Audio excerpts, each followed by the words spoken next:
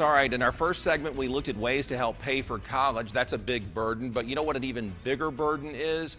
Helping your child stay on the right path and making sure that our young people in this community do the right things, or at least try to do the right things so that they turn out well and they can be good citizens when they get older. But that's a tough task sometimes, and we've had the misfortune, I guess you could say, on News Channel 6 recently of covering some pretty negative news involving our young people. So we thought it was high time to bring in an expert to talk about communicating with our young people and really what makes them tick and how we can connect with them.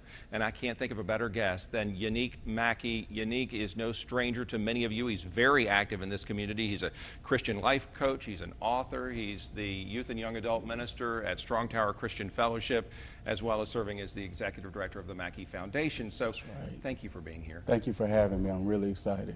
Well, we appreciate it. And you said something right before we went on the air. I had this order of questions I was going to ask you, but you're doing something year-round that kind of might get to the crux of everything that's a problem with our young people, and that is the family itself. You have an annual conference called Let's Talk About Sex. Yes. You just recently did one. You're going to do more in the near future. Tell me why you decided to have that conference, Let's Talk About Sex, and why you think that's so important for our young people. Well, the genesis of that conference is my story. I lost my father to HIV at the age of 13. My father had an extramarital affair, contracted HIV, and then gave it to my mother. And so my life changed because of my father's sexual decisions, and so I decided to use my pain as a platform. I wanted to tell my story to young and old people and let them know that our decisions affect our youth either in a positive or negative way. And the Let's Talk About Sex conference is just a way for me to get the community together to talk about the issue of sex and our responsibility to each other to wait until marriage for our sexual activity. What kind of response do you get from young people? Do they buy into what you're saying? Oh, it is awesome. Really? It's actually grown to be one of Augusta's largest youth and young adult conferences. We packed it out. We had close to 500 people there. We had to turn them away at the door because the Croc Center only holds 420 people. And so, I mean, they just love it. And we make it fun for them. We bring in artists from across the country to perform. I bring in different speakers, and we do spoken word. I bring in different community leaders. Mayor Davis is a part of it. The Experience, Pastor Derwin Jackson, Pastor Holland from Strong Tower. It was just a blast. What do you say to these young people, or give us an idea of a couple of the tools you equip them with so that when the conference is over and they're out there in the real world and they don't have that peer support anymore and it's just them and their boyfriend or girlfriend, that's right, how do they not give in? Well, we teach them tools like group dating. For instance, don't be one-on-one with somebody that you're sexually attracted to, because then you're putting yourself in a really difficult position. We also talk about who you surround yourself with, your friends, because we all know who you hang with determines your habits. And so if you're surrounding yourself with positive people, people with purpose, people with goals, then most likely you're going to abstain from that negative activity because you know that the decision that you make today is going to affect you for the rest of your life. Well, and if somebody does wait until they're married to have sex, then there's a strong likelihood, I would guess, that you're going to have that stable mom, dad, kids household. And that's not something you see a lot, is it? And I'm glad that you mentioned that, because people don't understand that the decisions that they make today have a direct effect on their family tomorrow. The type of person you are today is going to determine the potential of your family. And so if we want to raise our young men and young women in productive household where the father is present, the mother is present, they both can provide for that child, can both give direction to that child, then that child is going to be a whole lot better off. And as a result, our community is going to be a whole lot better off. You know, there are a lot of people watching right now who are either in fatherless households or the single moms themselves, bless you, are watching.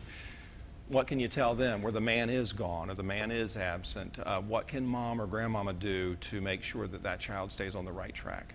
Well, one thing they can do is they can connect that child with some of the positive programming in our community.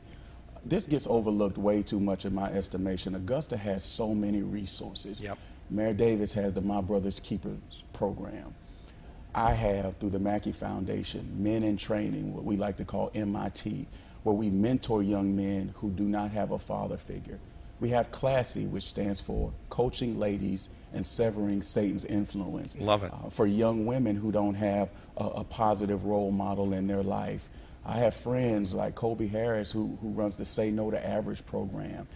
Pastor Derwin Jackson, who runs Experience. That's a dance program for at-risk youth who want to learn how to mime and dance. And there's just so many positive programming in Augusta. I Inspire, Mr. Wright, who's a counselor at one of the middle schools here, who runs a program for kids who want to make better grades. I mean, there's just so much. And if you want to keep your child from the negative things in the community, you have to connect them with something positive. Kids are glued to their electronic devices, and it's so tough to pry them away from their phones or their tablets. It's even hard for me. It's hard for me too. It is. I mean, they're always right there. But they love, Yannik, to watch these videos, and many of the YouTube videos are of kids fighting. And I wonder how you can help break that cycle where they not only watch people fighting and these videos get so many views, but then they go out and want to make their own videos. We've seen it right here in Augusta at our mall of fights. How do you make them think, hey, that's not cool, that's not glamorous?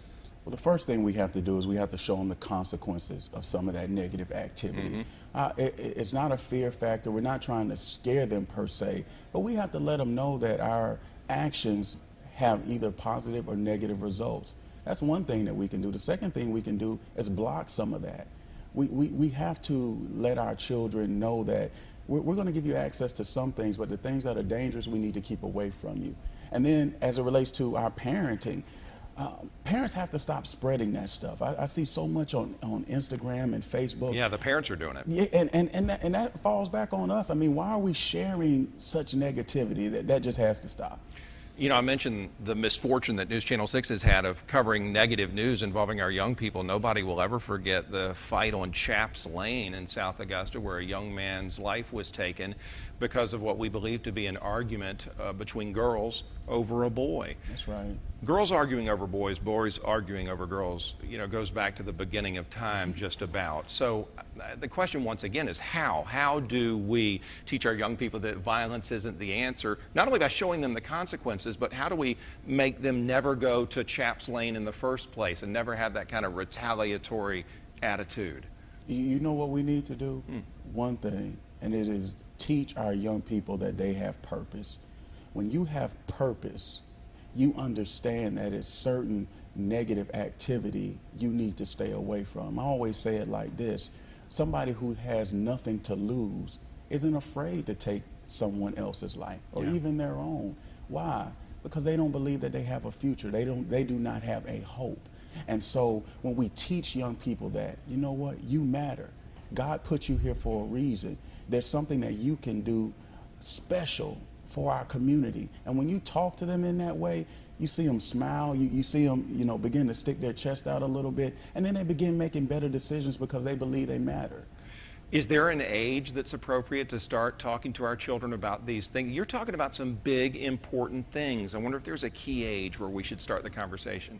As soon as they're born. I mean, I have a daughter, and she just turned 6, and I've been telling her how beautiful she is and how much purpose she has since she could walk. I have a son who's 14 years old, and I try to remind him as much as I can. His name is Jalen. I say, Jalen, you matter. You're important. And because you're important, that means you have to do things differently. I always tell him, son, leaders don't have a lot of people beside them. They have people behind them. Why? Because you're leading. You can't try to fit in the crowd. You have to lead the crowd. I know, that's right. Yeah, be a leader. That's right. More of our children need to be encouraged to do that. That's right. I want to tell you that I am sorry about the loss of your parents. I know that you talked about that a few moments ago. Yes, I know sir. that it led to your book, Living in the Shadows, Adversity Creates Purpose, That's where you right. take that pain and tell the whole world about it. And so I'm sorry that you grew up without mom and Appreciate dad. that. Has that given you I don't know if credibility is the right word, but when you mention that big of a loss to a crowd, does that make the kids go, you know what, I better listen to this guy? It does, and that's why God allowed it to happen. I believe that all things work for good for those who have been called according to his purpose and love the Lord. And even though I didn't understand it at that young age, when I look back, I see that if it wasn't for my pain, I would not be in my purpose. And that's one of the things that I teach young people, like, look, your father may not be in your life. Your mother may not be in your life. You may have gone through some difficult circumstances. But if you play your cards correctly, you can turn that pain into purpose. And I beat it in their heads. I beat it in their heads. I beat it in their heads until they get it. You know what? Your words are powerful and your message is as well. Yannik McKie, thank you for what you're doing. I appreciate the opportunity. Absolutely. You know what? If we had a few more Yannik McKies in our community, we can turn this around. Play this segment back for your children or your grandchildren and let them hear what he had to say. Go to yannickmckie.com. I want to make sure we spelled it right, Yannik. We did, didn't we, there on the website? That's right, you hit the nail on the head. And you can also dial toll-free 800-827-3035. Book him to come to your church or your organization, because there's a lot more where this came from. But I tell you what, that is one inspiring man, and I'm glad you were on the Means Report, Yannik McKie. Thank you, sir. Thank you, sir. Appreciate it. Appreciate it.